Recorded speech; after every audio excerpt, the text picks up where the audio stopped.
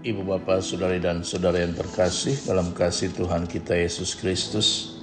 Hari ini kita merayakan hari Minggu biasa yang ke-19 dan Injil yang kita kutip hari ini dari Injil Yohanes pasal 6 ayat 41 sampai dengan 51. Ibu Bapak, Saudari dan Saudara yang terkasih dalam kasih Tuhan kita Yesus Kristus. Kita seringkali menganggap khotbah roti hidup ini berpusat pada Ekaristi. Tetapi kalau kita lihat bagian pertama dari khotbah ini, menampaknya menunjukkan tentang liturgi sabda dalam bagian pertama Ekaristi atau Misa, yang berpusat pada roti hidup yang merupakan wahyu Allah. Kutipan yang menjadi acuan untuk khotbah Yahudi semacam ini, seperti yang kita lihat minggu yang lalu, adalah dari kitab Keluaran. Roti dari surga diberikannya kepada mereka untuk dimakan. Kemudian di tengah-tengah khotbah muncul sebuah pernyataan dari para nabi, semacam kutipan penyemangat di tengah-tengah khotbah. Kutipan dari Yesaya ini muncul dalam bacaan hari ini juga. Mereka semua akan diajar oleh Allah. Jadi konteksnya adalah hubungan pribadi setiap orang percaya dengan Tuhan. Tuhan harus dinomorsatukan, atau hubungan dengan Tuhan harus dipupuk melalui doa. Jika kita mendengarkan Bapa dan belajar darinya, kita juga datang kepada Yesus yang telah melihat Bapa. Jadi dalam bacaan ini penekanannya adalah pada mendengarkan, melihat, dan percaya wahyu Bapa. Ini bukan serangkaian kebenaran yang abstrak, tetapi sebuah pengetahuan pribadi, sama seperti kita mengenal orang-orang yang kita kasihi di bumi ini. Baru kita lihat di bagian akhir, kita beranjak kepada topik terakhir, yaitu memakan roti kehidupan. Ibu Bapak, Saudari dan Saudara yang terkasih, dalam bagian pertama dipersiapkan suatu situasi agar orang-orang Yahudi dapat memahami siapa sebenarnya Yesus itu. Mereka hanya mengetahui asal-usul Yesus secara manusiawi, sama sekali tidak memahami seperti yang diharapkan oleh Yesus, bahwa Yesus datang dari surga, karena mereka tahu dari mana asal usulnya.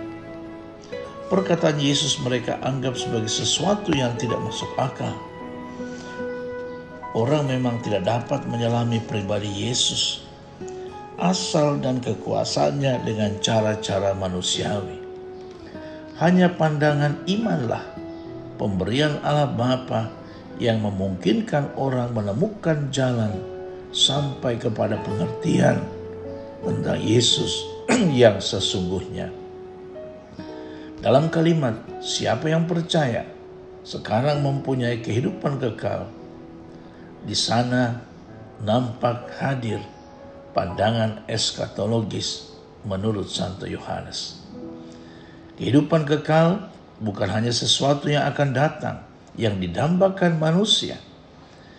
Hidup ini sekarang juga sudah hadir secara nyata dalam hati para beriman. Dalam dirinya bertemulah sekarang dan kebakaan. Kebakaan dalam hal sementara. Orang beriman bukannya hidup di antara dua dunia ini, namun telah memiliki keabadian. Saudari dan saudara yang terkasih dalam kasih Tuhan kita Yesus Kristus, oleh karena itu Ekaristi tidak hanya dipandang sebagai suatu perjamuan bersama, melainkan sangat berhubungan erat dengan kurban salib yang dikurbankan satu kali dan untuk selamanya, dan yang hadir dalam setiap Ekaristi. Dalam perayaan Ekaristi, orang beriman menerima Yesus, roti kehidupan, daging bagi kehidupan dunia, karena Allah yang telah menjelma ini telah memberikan hidupnya kepada dunia di kayu salib. kurban berdarah Yesus di kayu salib sekarang berwujud kurban santapan tak berdarah untuk keselamatan kedamaian dunia. Ini dan di segala tempat di mana manusia membuka diri bagi karya Kristus dalam iman kepercayaan. Kehidupan kekal tidaklah mulai besok. Dengan dan oleh Kristus yang hadir di tengah-tengah kita, mengalirlah kehidupan kekal masuk dalam dunia dan mempersiapkan realitas yang disebut dalam kitab suci sebagai langit baru dan bumi baru. Dengan demikian, memperlihatkan aktualisasi dan kehadiran karya keselamatan di dalam perayaan Ekaristi, gereja purba, dan dari situ disimpulkan kesatuan mereka yang ditebus dengan Kristus. Dia di dalam aku, dan aku di dalamnya. Saudari dan saudara yang dikasihi Tuhan, Ekaristi menghadirkan bagi kita Yesus Kristus dengan seluruh cintanya dan perhatian. Kristus sendiri tidak segan-segan mengorbankan diri supaya kita bisa hidup. Dengan demikian kehidupan ilahi yang telah kita terima sejak pembaptisan dan terus-menerus dipuaskan dalam Ekaristi tidak akan berakhir.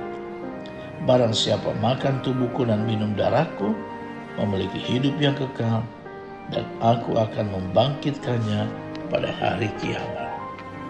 Amin.